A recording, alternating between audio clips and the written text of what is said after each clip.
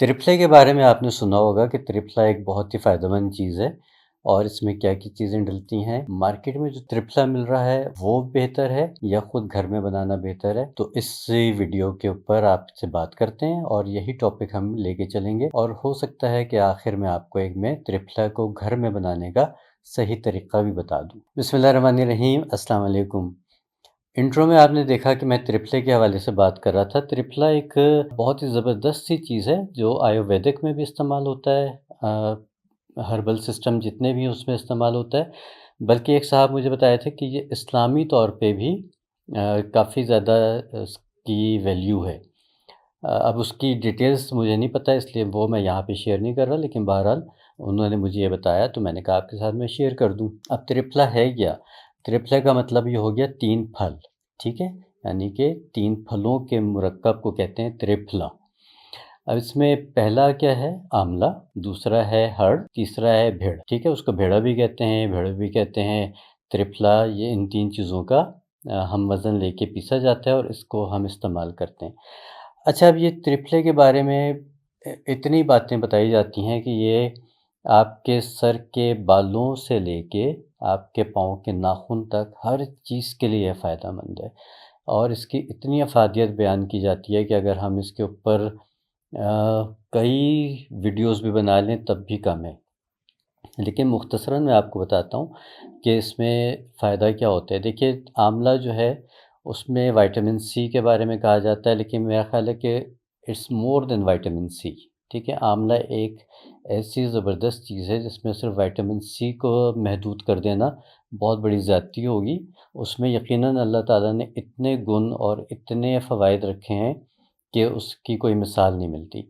तो इसलिए आंवला अगर आप खाते हैं, कहते हैं ना कि आंवले का खाया बुढ़ापे में पता चलता है। जिसने बचपन में आंवला खाया हुआ हो उसको बुढ़ापे तक उसका फ़ायदा रहता है। तो इसलिए आपने आंवला जब भी जिस भी सीज़न में आपको ताज़ा मिले ताज़ा खाइए। सूखा तो मिल ही जाता है वो खाइए। किसी भी तरह से आंवले का इस्तेमाल बहुत फ़ायदेमंद है। इसकी चटनी भी बनाई जा सकती है। इसके आंवले के ऊपर पूरी एक वीडियो वो आप देख लीजिएगा। अच्छा, अभी हम बात कर रहे हैं त्रिफले पे। तो त्रिफले में आंवला हो गई पहली चीज़, दूसरी है हड़। हड़ आपके हाज़मे के लिए एक ज़बरदस्त चीज़ है और ये आपके कहा जाता है कि जो सुद्दे बन जाते हैं, मतलब हर्बल में इसको हम इस्तेमाल करते हैं लफ्ज़ सुद्दे बनना। और अगर आप इसको इंग्लिश में करें या हम इसको एक आम लोगों को समझने के लिए बात करें तो जो नसें सिकुड़ जाती हैं या उनमें ब्लॉकेज आ जाती है या उनमें प्लेग बन जाता है, उन सब चीज़ों को खोलने के लिए भी ये बेहतरीन और ज़बरदस्त चीज़ है, ठीक है? तो मेरा ख़्याल है कि ये शायद हो सकता है आपको इसकी यह अफ़ादियत कम जगहों पे पता चली होगी।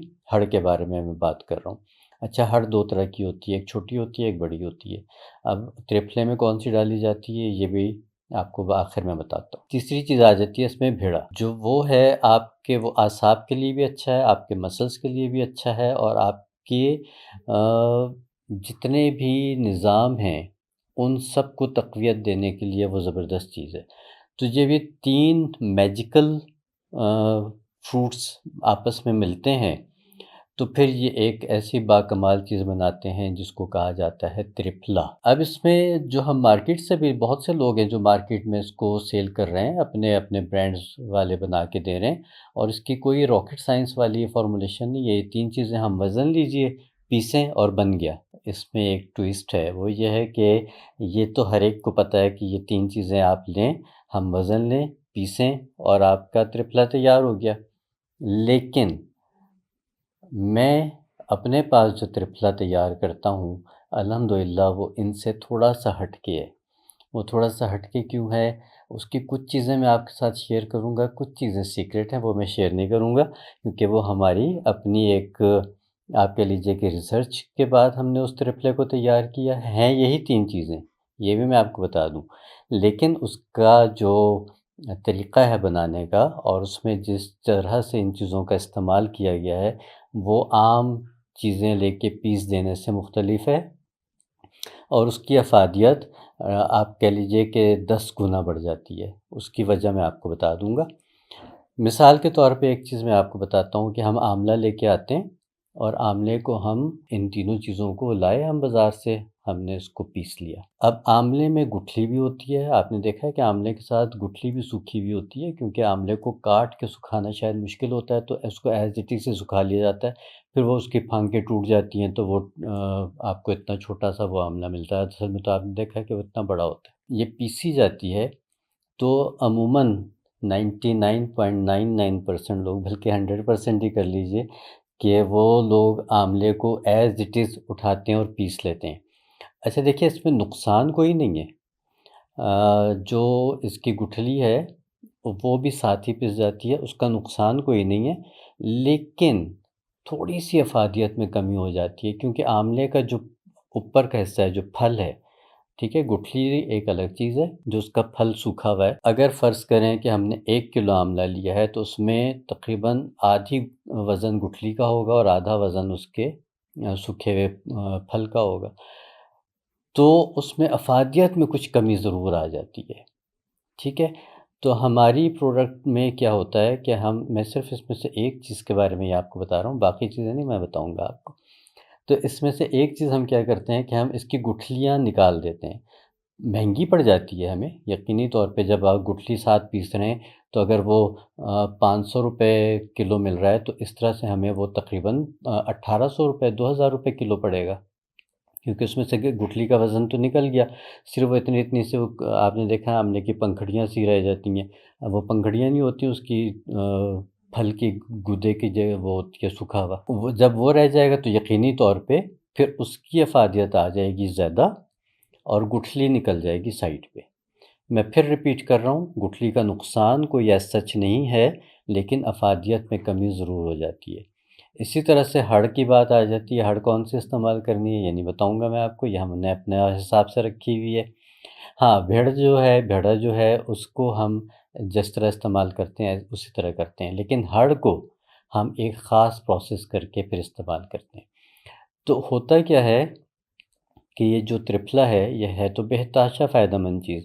हर कोई खा सकता है, किसी भी एज में खा सकता है। ये आपको कब्ज़ भी ठीक करता है, या आपके जिगर को भी ठीक करता है, या आपके डाइजेस्टिव सिस्टम को भी ठीक करता है, या आपके असाब को भी ठीक करता है, ये आपकी आँखों के लिए भी फ़ायदेमंद है, ये आपके बालों के लिए भी फ़ायदेमंद है, ये आपके खून की रवानी के लिए भी फ़ायदेमंद है, ये आपके दिल के लिए भी तक़वियत देता है।